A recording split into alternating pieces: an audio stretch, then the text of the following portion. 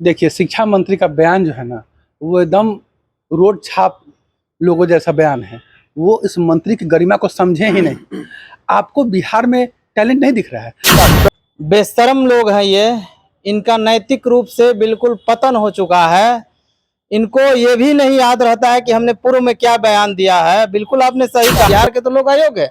मतलब शिक्षा मंत्री का बयान एक तो हास्यास्पद है, बिहार के लोगों से उनको माफी मांगना चाहिए। ऊपर से एक तो करैली अपने तीत, एगो कहावत है ना, ऊपर से नीम के दिखाया है बैनर कि नीतीश सबके है। तो हम कहते हैं आपके चैनल से, अरे बेशरम, वोट मांगने जाओगे तो जूता से मारा जाएगा, जनता तुम लोग को मारेगा।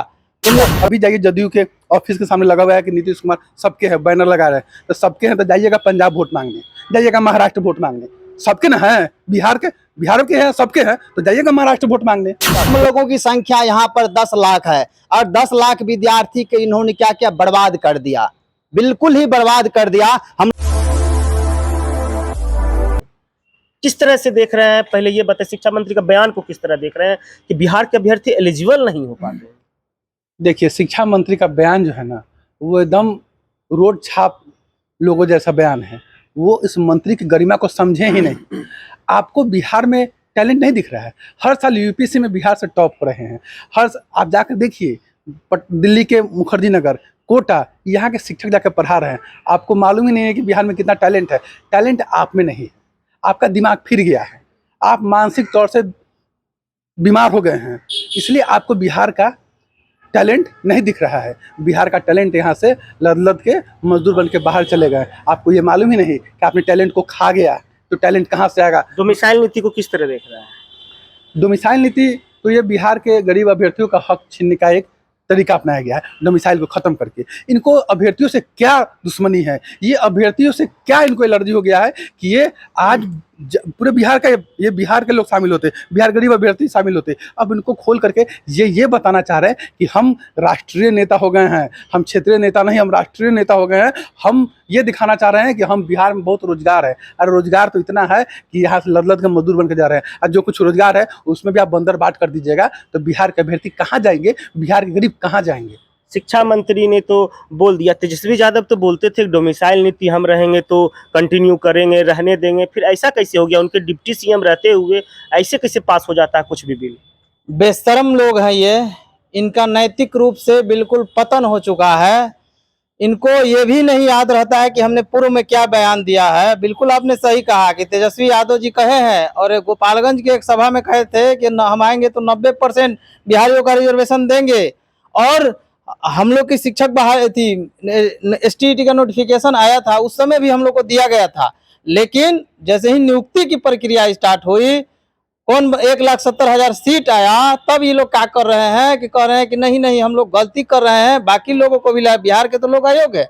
मतलब शिक्षा मंत्री का बयान एक तो हास्यास्पद है, बिहार के लोगों से उनको माफी मांगना चाहिए। ऊपर से एक तो करैली अपने तीत, एगो कहावत है ना, ऊपर से नीम के। तो एगो तो हम लोग के साथ अपने गलत किया गया है, यहाँ से स्थानीय नीति को हटा करके ऊपर से शिक्षा मंत्री का इस प्रकार से बयान, तो ये बिहारी प्रतिभा का अपमान है। और ये बिहार में जो रोजगार का इतना बड़ा सेक्टर देने जा रहा था, और जिसमें तमाम राज्यों के लोगों को ये शामिल करने जा रहे हैं, पहले से ही 14 राज्य जो है बिहारियों के लिए दरवाजा बंद कर दिया गया है। वहां पर स्थानीय नीति है, आपको पता होना चाहिए। वहां पर नीतीश जैसा सुलझा हुआ नेता भी तो न है। नीतीश जी अब पीएम बनेंगे तो हो सकता है।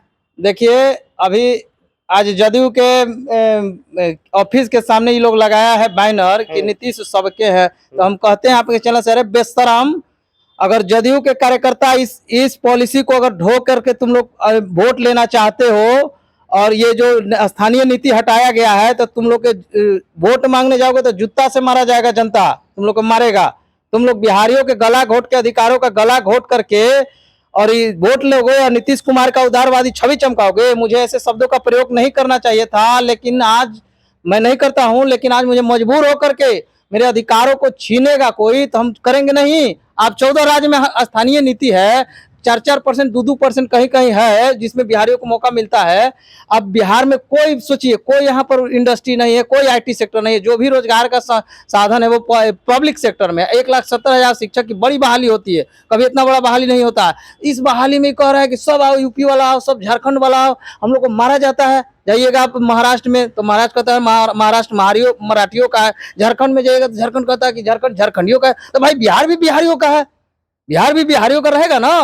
आप रिजर्वेशन देते तो कुछ परसेंट देते, 1%, 2% देते, आप कहते हैं कि पूरा रिजर्वेशन ले जाओ। ये कहीं से न्याय संगत नहीं है। हम इसका अच्छा, एक सवाल है, सरकार का कहना है कि एजुकेशन ऑफ क्वालिटी बढ़ेगी, चुनिंदा शिक्षक आएंगे जो कि बिहार में शिक्षा को सुधार करेंगे, तो दिक्कत आप लोगों को क्या है?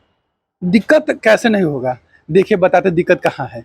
ये वोट लेते हैं ये कह करके कि हम आपको स्थानीय देंगे, आप यहाँ पे आपको शिक्षक बहाली आएगा तो उसमें आपको मौका देंगे, और जब बारी देने की तो ये अपनी बातों से पलट गए। माननीय मुख्यमंत्री जी ये इतने अंधे हो गए हैं, अंधे हो गए इस चीज में कि इनको सूझ नहीं रहा है कि हम क्या करें। अरे आपको तो पहले बिहार, आप कहते हैं कि अभी जाइए जदयू के ऑफिस के सामने लगा हुआ है कि नीतीश कुमार सबके है, बैनर लगा रहे हैं, तो सबके हैं तो जाइएगा पंजाब वोट मांगने, जाइएगा महाराष्ट्र वोट मांगने, सबके ना है, बिहार के हैं, सबके हैं, तो जाइएगा महाराष्ट्र वोट मांगने, वहाँ से डंटा सुटिया के आपको भगाएगा। आपको मालूम नहीं है नीतीश सबके हैं। अरे आप किसी के नहीं हैं, जब यहाँ के नहीं हुए तो किसके होंगे? जब बिहारी के नहीं हुए, जब बिहारी आपको 17 सालों से बैठा के रखा उसके नहीं हुए तो आप किसके होंगे? अरे आप किसी के नहीं है, ये जाके लिखिए कि किसी के नहीं है, जब मन करता पलट जाते हैं। आगे क्या कीजिएगा? आगे क्या होगा? हम लोग सड़क 72 घंटे का अल्टीमेटम कल हम लोग दे चुके हैं, अब जैसे ही खत्म होगा तो 1 जुलाई को हम लोग सड़क पे उतर जाएंगे। कितने अभ्यर्थी?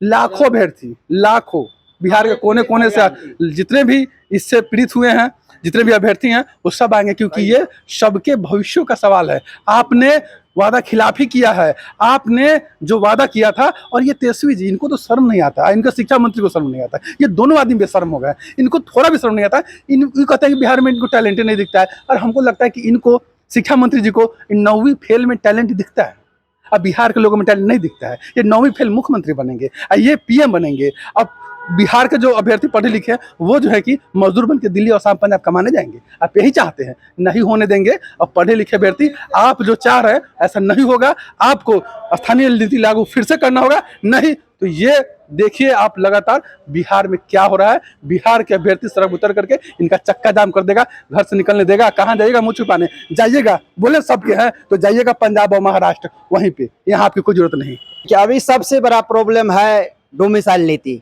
इन्होंने नीतीश सरकार ने अचानक परसों की मीटिंग, कैबिनेट मीटिंग में आपने देखा कि डोमिसाइल को इन्होंने खत्म कर दिया, यानी पूरे ऑल इंडिया के बच्चे को बिहार में इन्होंने आमंत्रित कर दिया है। अब हम लोगों की संख्या यहाँ पर 10 लाख है, और 10 लाख विद्यार्थी के इन्होंने क्या क्या बर्बाद कर दिया, बिल्कुल ही बर्बाद कर दिया। हम लोग पढ़ाई लिखाई कर रहे थे और अभी देखिए बारिश में आप लोगों के पीछे हम लोग भाग फिरे रहे हैं। क्या जरूरत था? आखिर इसका मतलब तो यही है कि नीतीश कुमार अपनी कुर्सी के लोभ में, अपने पद के लोभ में यह बिहार को बर्बाद कर देना चाहते हैं। इसलिए इसको जो है बिहार सरकार को बोल रहे हैं कि ये जो डोमिसाइल नीति खत्म हुई है, अभ्यर्थियों का अपमान है, बिहार की हकमारी है। मगर दूसरे तरफ जब दूसरे राज्य के नेता बिहार में आते हैं, बिहार में जब चुनाव लड़ते हैं तो बोला जाता है एक बहारी को वोट मत दो, बिहार के लोगों को वोट दो। मगर जब खुद सत्ता में आते हैं, खुद जब राजनीति करते हैं, तो उसके बाद क्या करते हैं? जो डोमिसाइल नीति पहले से लागू था उसको खत्म कर दिया जाता है। हमें इस बात की समझ नहीं आ रही है, जब तेजस्वी यादव लगातार डोमिसाइल नीति का समर्थन कर रहे थे, उनके होते हुए, डिप्टी सीएम होते हुए, आखिर बिहार के अभ्यर्थियों के साथ छलावा कैसे हो गया? आप लोग कमेंट करके जरूर अपनी राय दें। आखिर बिहार के अभ्यर्थी कब तक अंधकार में रहेंगे?